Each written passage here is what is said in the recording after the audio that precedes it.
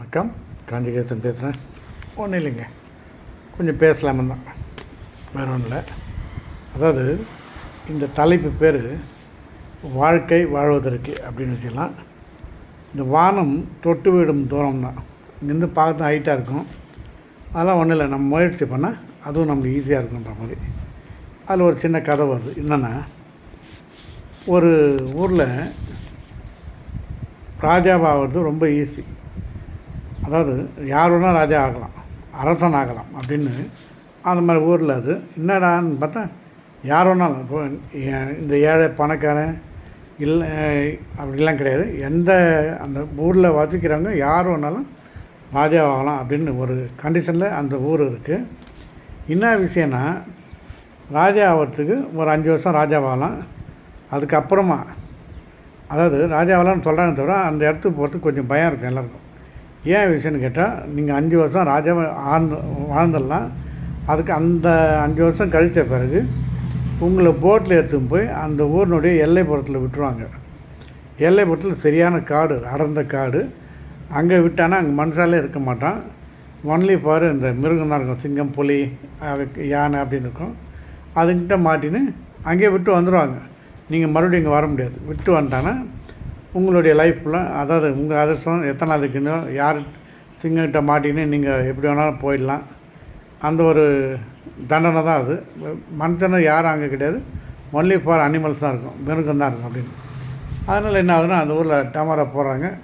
யார் போகிறீங்க ராஜா ஆகிறதுக்கு அப்படின்னு. எல்லோரும் பயப்படுறாங்க. போகலாம், இருந்தாலும் அந்த 5 வருஷம் நல்லாயிருக்கும், ஜம்முன்னு ராஜா மாதிரி ஜம்முன்னு எல்லாமே செய்யலாம். அதுக்கப்புறம் இருக்கிறது எப்படி அப்படின்னா, இதில் சில பேர் துணிஞ்சு 5 வருஷம் வாழ்றதில்ல, அதுவே போதாதா, நிம்மதியாக இருக்கலாம், அதுக்கப்புறம் போய் எப்படி வேணால் மாட்டிக்கலான்ட்டு அப்படியே துணிஞ்சும் போகிறாங்க. சில பேர் அந்த 5 வருஷத்தில் இறந்தும் போயிடுறாங்க. அவங்க ராஜ மரியாதையோடு அவங்கள அடக்கமும் செய்கிறாங்க. இப்படி இருக்கும்போது ஒருத்தர் வந்து ராஜாவாகிறதுக்கு வில்லிங்க போகிறார். நான் ராஜா வரேன். எல்லாம் ஆச்சரியம் போகிறான்டே, ஏன்டா ஆகுன்றாங்க. இல்லை நான் வரேன், எனக்கு 5 வருஷம் இருக்குல்ல, ரைட். போகிறாரு. 5 வருஷம் நிம்மதியாக ராஜாவாயிடுறாரு. ஆகிட்டு நல்லா ஃபுல்லாக என்ஜாய், அதாவது அரசர் மாதிரி இருந்து எல்லாமே ராணி மாதிரி அவங்க ஒய்ஃப் வச்சுருக்காரு. அவருக்கு தேவையான இது வசதி வாய்ப்போடு இருக்கார். ராஜானால ஒரு அந்தப்புறம்னு ஒன்று இருக்கும், அங்கேயும் போய் ஜாலியாக இருக்கார். எல்லாம் இருந்துட்ட உடனே அவர் அந்த 5 வருஷம் முடிஞ்ச போகுது. முடிஞ்ச உடனே அவர் வந்து இங்கேருந்து அந்த காட்டுக்கு எடுத்து விடணும். அப்போது அந்த போட்டுக்காரன் வரான். ஏன்னா ஒவ்வொரு வாட்டியும் 5 வருஷம் முடிஞ்சால் அந்த போட்டுக்காரத்தை எடுத்துவாங்க, விடுவாங்க. விட்டு அவன் வந்துடுவான், அவர் அங்கேயே இறக்கி விட்ருவாங்க. அப்போ அந்த போட்டில் போட்டுக்காரன் வரான். அந்த எல்லாம் ராஜா வரான், நகைலாம் போட்டுனுக்கிறார். அப்போ ஜனங்க பாருங்க, என்னடா இவ்வளோ நகையோடு போகிறானே, இவன் போய் சாவதானே போகிறாங்க, அங்கே அந்த காட்டில் விட்டு வர போகிறாங்க, ஏன் இவன் பயம் எல்லாம் இருக்குது. அவர் ரொம்ப ஹாப்பியாக இருக்கார், சிரிச்சுனே வர்றாரு. வந்துட்டு போட்டுக்காரனை பார்க்குறாரு. அந்த ஊர் மக்களையும் கேட்குறாரு, என்ன சாதா போட் மாதிரி இருக்கேன், சேச்சே நான் ராஜாங்க, நான் ஏங்க எங்களுக்கு தெரியுங்க, நீங்கள் என்னவா ஆக போகிறீங்க, இது வரைக்கும் உயிரோடு இருந்தீங்க, அங்கே போனால் உயிர் இருக்க மாட்டீங்க அப்படின்னு சொல்கிறாங்க. உயிரோடு இருக்க மாட்டேங்குன்னு. அதெல்லாம் கிடையாது, எனக்கு நல்ல போட்டு எடுத்தாங்க, எனக்கு சிம்மாசனம் போட்டு நான் எடுத்துன்னு போங்க, நான் அங்கேயே தங்கிடுறேன், நான் திரும்பிலாம் வரமாட்டேன், நீங்கள் அதெல்லாம் பயப்படாதீங்க, நான் அங்கேயே இருந்துடுவேன், நான் திரும்பி வரமாட்டேன், அது வேணால் இது எனக்கு சிம்மாசனத்தோடு என்னை எடுத்துவேன், அங்கே விட்டுவாங்க அப்படின்னு சொல்லிடுறாங்க. சரின்ட்டு நல்லா அவர் உட்காந்த சிம்மாசனத்தை அந்த வேறு போட்டில் ஏற்றி அதுக்கான அலங்காரம்லாம் இன்னும் நல்லா ஜம்முன்னு பண்ணி அந்த ராஜா வந்து போகிறார். அந்த எல்லாருக்கும் டாட்டா பாப்பி சொல்லிட்டு அந்த காட்டுக்கு போகிறார்.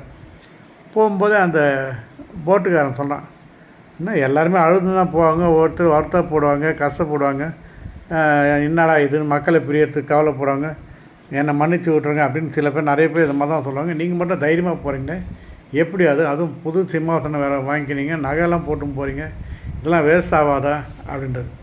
அதுக்கு அந்த ராஜா சொல்கிறார், தம்பி உனக்கு தெரியாது ஒன்றும் இல்லை, 5 வருஷம் ராஜா வந்தேன் தெரியுமா. ஆமாண்ணா. முதல் வருஷம் என்ன பண்ணேன்னா, ஒரு 1000 பேர் அனுப்பிச்சு அந்த காட்டில் வேட்டையாட வச்சேன். அந்த மிருகம்லாம் இருக்குதுன்னு சொன்னாங்க பாரு, எல்லா கொடிய மிருகத்தையும் அடித்து காலி பண்ணிட்டேன், சிங்கம், புலி எல்லாத்தையும் காலி பண்ணிட்டேன். அதனால் அந்த 1000 பேர் முதல் வருஷம் அனுப்பிச்சேன். அவங்க அந்த 1 இயரில் ஃபுல்லாக க்ளோஸ் பண்ணிட்டாங்க எல்லாத்தையும், எந்த வித மிருகம் கிடையாது. இப்போ காடாக இல்லை, யார் வேணாலும் தைரியமாக இருக்கலாம். அதனால் எல்லாம் அந்த காடையே அழிச்சிட்டு நல்லா நிம்மதியாக எல்லாம் அந்த மரங்கள்லாம் வெட்டி புல், இந்த முள் செடி எல்லாத்தையும் எடுத்து க்ளீன் ஆகிடுச்சு, நல்லா ஆகிடுச்சு. அதுக்கு அடுத்த வருஷம் என்ன, ஒரு வருஷம் இதாச்சா, அதுக்கு அடுத்த வருஷம் என்ன பண்ணோம், ஒரு 1000 பேர் அமைச்சு நல்ல விவசாயிகளெல்லாம் அமைச்சிட்டு அங்கே நல்லா பயிரிட்டு நெல் நம்மளுக்கு என்னென்ன தேவை எல்லாத்தையும் பயிரிட்டு காய்கறியெல்லாம் போட்டு அந்த நிலத்தையே அந்த இடத்தையும் செழிப்பாக்கிட்டு, அதனால் பயிர் நல்லா வளைஞ்சி இப்போ 1 இயர் இப்போ 5 வருஷம் நல்லா ஆகிட்ருக்கோம் அப்படின்னு. அதாவது 2வது வருஷம் போதில் 2வது வருஷம் இதை பண்ணி விவசாயத்தை மேம்படுத்திட்டேன். அதனால் நான் ஒன்றும் பயம் கிடையாது, சாப்பாட்டுக்கு பஞ்சலாம், நிம்மதியாக இருக்கலாம். அதாவது 3வது வருஷம் இந்த விவசாயம் காடு அழிச்சிட்டாரு, விவசாயம் பண்ணிட்டார். 3வது வருஷம் என்ன பண்ணு, அந்த எங்கெங்கே காடு அழிச்சு கொஞ்சம் நல்லா இருக்கிற இடம் அங்கெல்லாம் ஒரு 1000 கட்டட நிபுணரை கூட்டி போனேன், பில்டர்ஸை கூட்டி போய் அவங்களுக்கு என்னென்ன டெக்னிக் தெரியுமோ அதை மாதிரி அழகான பில்டிங், அரண்மனை, அந்தப்புறம் இந்தப்புறம் வீடு வாசல் எல்லாம் கட்டு ரோடையும் போட்டாச்சு. அந்த 1000 இன்ஜினை வச்சு இவ்வளோ வேலை பண்ணிட்டேன். அதனால் அந்த பயமே காடுன்ற மாதிரியே இருக்காது. ஓகேங்களா.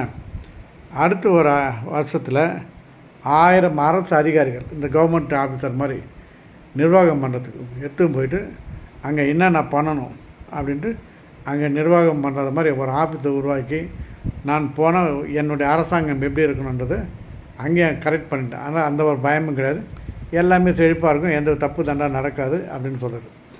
அதுக்கு அடுத்து ஒரு 5வது வருஷம் ஒரு 1000 பேர் அமைச்சு குடும்பத்தோடு மனைவி குழந்தைலாம் எடுத்து வாழ வச்சுட்டேன். ஸோ அது ஒரு அருமையான நகரமாயிடுச்சு. அதனால் நான் ஏன் பயப்படணும். இப்போ நானும் போகிறேன், போயிட்டு நானும் அங்கே ஹாப்பியாக இருப்பேன். இந்த இதே மாதிரி அரண்மனை அங்கே கட்டியாச்சு, மக்களும் வாழுறாங்க, ரோடு இருக்குது, பில்டிங்கும் இருக்குது, அரண்மனை அந்தப்புறம் எல்லாமே இருக்குது, மக்கள் செழிப்பாக இருக்கும், விலங்குகளே எதுவுமே கிடையாது, ஃப்ரீயாக இருக்கலாம். இங்கே விட அங்கே தான் நல்லாயிருக்கும். அதனால் சொல்கிறேன், நீயும் உனக்கு விருப்பம்னா நீ வந்துடு என் கூட, இந்த போட்டை விட்டுவா, இல்லை உனக்கு நான் இங்கேயே வேலை கொடுத்து நீயே என் கூட சேர்ந்துருன்றாரு. அந்த போட்டுக்காரனுக்கு ஒரு ஆட்சி வச்சு என்னடா இது அப்படின்னு அவனையும் கூப்பிட்ற. அதே மாதிரி மன்னன் வெற்றி காரணம் என்ன தெரியுங்களா, அந்த 5 ஆண்டுக்கு பின்னு வசதியாக சந்தோஷமாக மன்னராகவே வாழணும். அவனுடைய 2 மன்னனுடைய லட்சியம் 2. அதாவது 5 வருஷம் ஆன பிறகு அதே வசதியோடு அதே சந்தோஷத்தோடு மன்னனாக வாழணும்னு நினச்சான் பாரு. அதுக்காக அவன் பண்ண ஐடியாக்கள் அது. 2வது, இந்த முடிவு 5 வருஷத்துக்கு முடியும் போது நம்ம கஷ்டப்படக்கூட நம்ம சாகக்கூடாதுன்றதுக்காக சில ஏற்பாடு பண்ணாமல் திட்டமிட்டு, அதுதாங்க அவனுடைய சக்ஸஸ்ஃபுல் லைஃப்க்கு வந்துச்சு. இது மன்னனுக்கு மட்டுமல்ல, இது ராஜாவுக்கு மட்டும் இல்லை, நம்மளுக்கும் இது ஒரு வெற்றி பாடமாக நம்ம கற்றுக்கணும். ஏன்னா எது எப்படி இருந்தாலும் நம்ம டைம் எடுத்துன்னு கொஞ்சம் அவசரப்படாமல் சிந்தித்து எதையுமே நம்ம கரெக்ட் பண்ணிட்டோன்னா நல்லாயிடும்.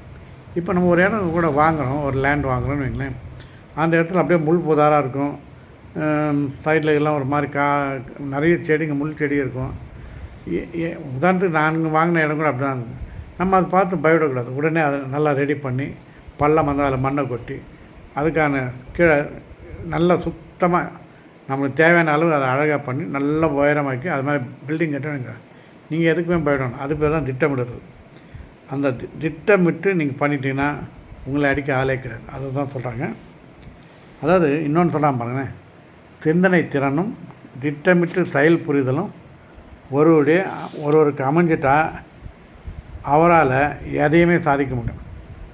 சிந்தனை திறன் கொஞ்சம் யோசிக்கணும், எதையுமே அவசரப்படக்கூடாது, யோசிக்கணும். சிந்தனை திறன் ஒரு ஐடியா நல்ல ஐடியாவாக கிடைக்கணும், திட்டமிட்டு செயல் புரியணும். இது ஒருத்தர்கிட்ட அமைஞ்சிடுச்சுன்னா அவங்க எதையுமே ஈஸியாக சாதிப்பாங்க. அவங்கள நீங்கள் சீக்கிரத்தில் அழிக்க முடியாது. ஏன்னா அவன்கிட்ட திமிர் இருக்காது, சாதனை பண்ணுறவன்கிட்ட திமிரே இருக்காது. திமிர் இருந்துச்சுன்னா நீங்கள் யாருமே பண்ணோன்னா அவரே போயிடுவார். திமிர் யார்கிட்ட கொஞ்சம் ஓவர் கான்ஃபிடென்ட் இருக்கணும். ஓவராக இருந்துச்சுன்னா நீங்கள் யாருமே பண்ண வேணாங்க, அவரே போயிடுவார் அப்படின்னு. அதனால் உழைத்தால் சாதிக்க முடியும், வானம் தொட்டு விடும் தூரம் தான். எவ்வளோ அழகாக முடிச்சான் பாருங்களா. அதாவது நம்ம உழைச்சிட்டோன்னா எதுக்குமே ஆசைப்படாமல் உண்மையாக நீங்கள் இருந்தீங்கன்னா எல்லாத்தையுமே ஈஸியாக நம்ம சக்ஸஸ் பண்ணலாம். வானம் தொட்டு நம்ம இங்கேருந்து பார்க்க தான் அவ்வளோ பெருசாக இருக்கும். கொஞ்சம் உழைச்சிட்டோன்னா அந்த மனத்தால் தான் நம்ம தொட முடியும். அதுக்கு நீங்கள் நான் மாடி கட்டி தொட முடியும்னு கேட்காதீங்க, அப்படிலாம் முடியாது. மனத்தால் நீங்கள் வானத்தையும் தொட்டு விட முடியும். ஒரு லைன் தான், அது ஒரு அழகு லைன் தான், அதை பிடிச்சோம். வேறு ஒன்று அதுக்கு நீங்கள் எங்கே தொட்டு காமிங்க போகலான்னு கேட்டால் அது யாராலையும் முடியாது. அதான் விஷயம். ஓகே, இது நல்லா இருந்தது இந்த தீம், அதான் படித்தாங்க. ஓகே, உங்களுக்கு பிடிச்சதுன்னா ஒரு ஹாய் சொல்லுங்கள். ஓகே, பாய்.